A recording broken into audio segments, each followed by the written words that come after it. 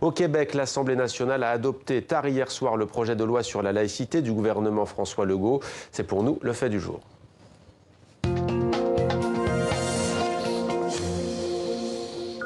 Un texte qui a provoqué de vifs débats depuis plusieurs mois. On retrouve notre correspondante à Montréal, Catherine François. Bonjour Catherine, ça y est, c'est donc fait.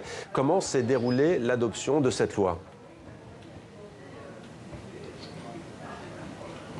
Je ne sais pas si vous vous souvenez, Mohamed, mais François Legault, quand il avait présenté cette loi, avait dit qu'il allait la faire adopter avant la fameuse trêve estivale. Eh bien, il a tenu sa parole, effectivement. Par contre, il a dû se servir de la force pour, entre guillemets, pour faire adopter cette loi avec une technique parlementaire qu'on appelle le bâillon, qui consiste en tant que tel à bâillonner l'opposition, à réduire au maximum les débats pour accélérer l'adoption de cette loi. Et c'est ce qui s'est passé dimanche, donc toute la journée. Et donc l'adoption tard hier soir par 73 voix contre 35 de ce projet de loi qui devient effectivement loi. Loi sur la laïcité, loi Mohamed qui, je vous le rappelle, donc va interdire le port de signes religieux visibles à tout fonctionnaire de l'État québécois en position d'autorité, c'est-à-dire donc les juges, les policiers, les gardiens de sécurité,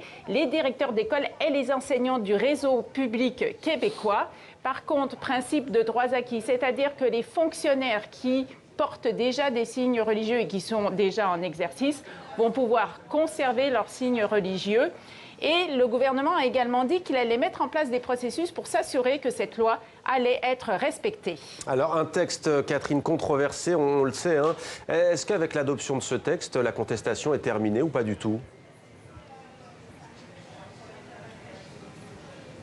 La contestation n'est pas terminée, mais elle va prendre un tournant judiciaire, Mohamed, parce qu'on sait déjà que cet après-midi à 14h, deux organismes font une conférence de presse, dont le Conseil national des Canadiens musulmans, pour annoncer leur contestation. On va notamment parler d'un cas d'une musulmane voilée qui fait actuellement des études pour devenir enseignante ici au Québec. Donc, on s'attend à cette contestation. Le gouvernement du Québec dit que sa loi va passer à travers cette contestation judiciaire. Et pour le Premier ministre François Legault, c'est un moment important qui s'est déroulé hier soir au Québec en se dotant donc de cette loi sur la laïcité.